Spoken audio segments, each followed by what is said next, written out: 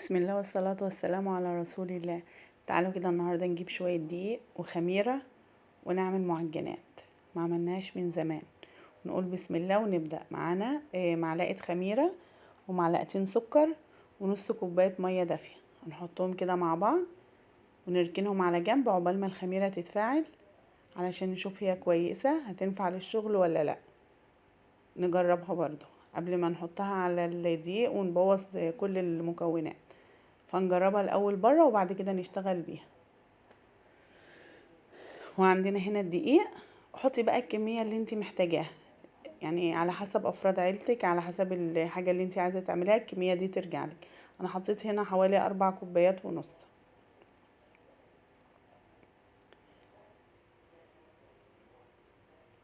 الدقيق ده اللي هو المتعدد الاغراض من عند العطار.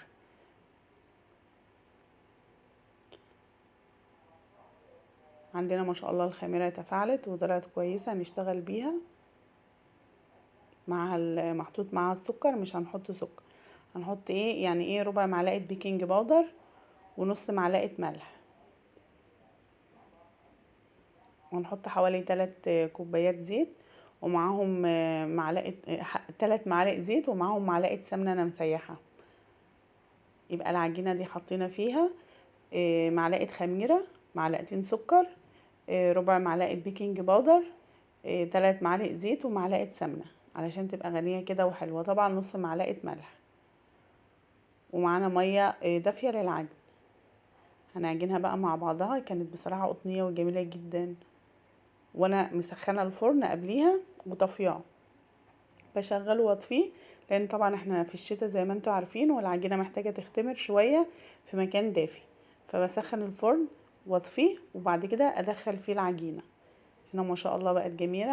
عجنتها حوالي 10 دقايق.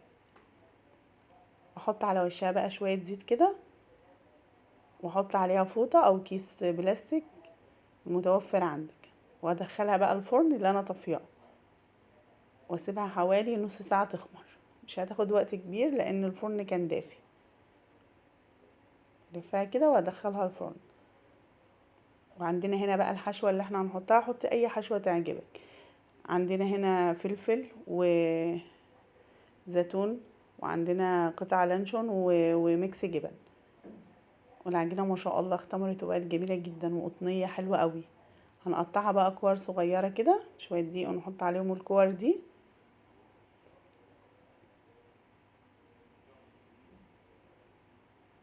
يعني قد البيضة كده، وبرضو على حسب ما انت حابة تعملي اللي يريحك. التشكيل ده يرجع لك. احنا هنشكلها حاجة بسيطة، يعني مش هنعمل حاجة ايه محتاجة شغل يعني ايه كتير المرة دي. وغطيها ونبدأ ناخد واحدة بواحدة من اول حاجة احنا اشتغلنا بيها. هنجهز بقى الحشوة معانا ونشتغل بيها ونقول بسم الله بقى كده، ونبدأ نعمل الحشوة ونفرد العجينة. نعمل بقى دي اللي عايز يفطر يتعشى، احنا بصراحة هتغدينا بيها.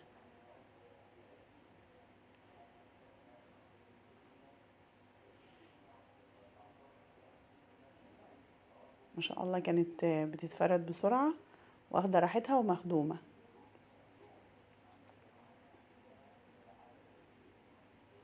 فردها كده مستطيل على حسب يعني برضو الشكل اللي يجي معاكي. ده ميكس جبن، نحط عليه فلفل وزيتون مخلي ونقفلها.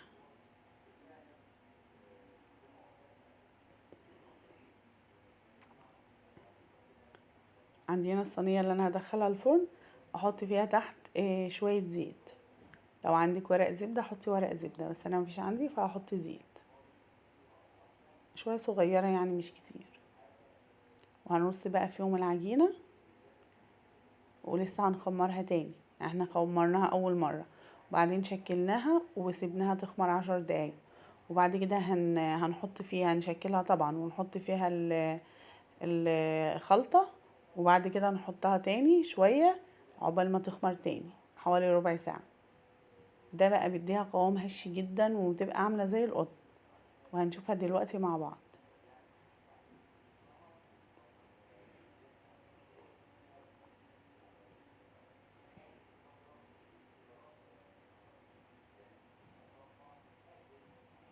تحطي حتة اللي هي احنا قافلينها تحت دي، هنعملها بقى حشو مختلفة، هنعملها بلانشون.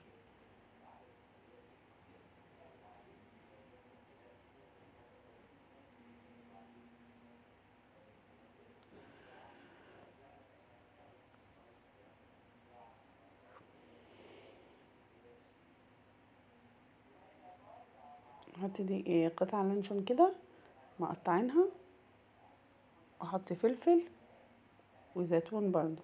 لو عايزة تحطي فيها شوكولاتة سايحة، لو عايزاها تحطي فيها مربى، حطي اي حاجة تعجبك، الحاجة اللي انت عاجباكي بقى حطيها. احنا اهم حاجة عندنا الاساس العجينة، والتشكيل والحشو ده حاجة ترجع لك انتي. خلاص احنا كده خلصناها. نحط بقى شوية زيت كده وندهن الوش. ممكن تدهني بيض، ممكن تدهني سمنة، ممكن تدهني لبن. انا بصراحة دهنت زيت عشان تبقى خفيفة كده وحلوة. يعني انا هحط عليها حبة البركة وسمسم تلزق فيها بقى فوق العجينة.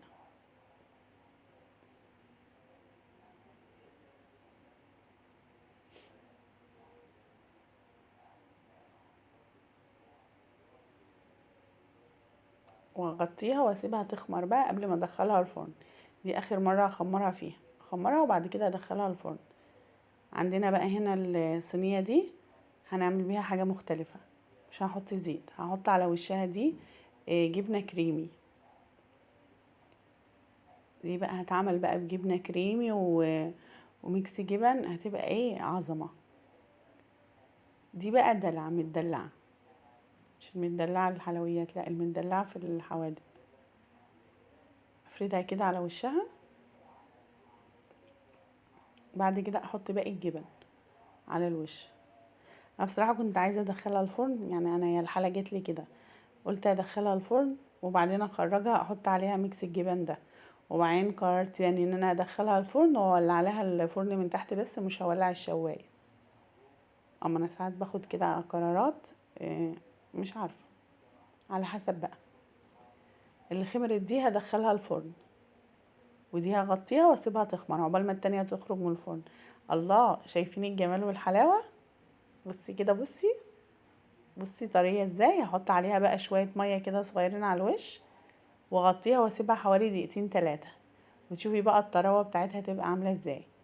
او ممكن تحطي عليها لبن، حطي لبن على الوش او شوية مية. انا حطيت شوية مية. شايفة الجمال، والحشوة جوه ولسه سخنة.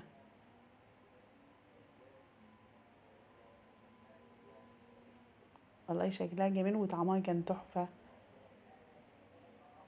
واللون من تحت عامل ازاي، اتحمرت من فوق ومن تحت، والحشوة جوه طبعا استوت، هي مش محتاجة. وايه حاجة يعني كده ايه في منتهى الجمال والحلاوة، مع كوباية شاي بلبن بقى وعيشي حياتك. دي اللي عليها الجبن، دي طبعا المدلعة. دلعناها وحطينا عليها جبن وجبنة كريمي، ويعني اخر دلع.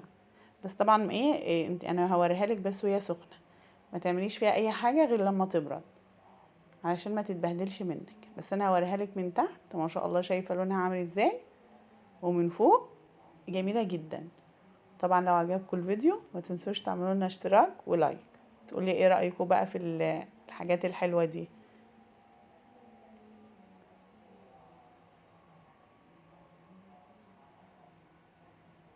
سلام.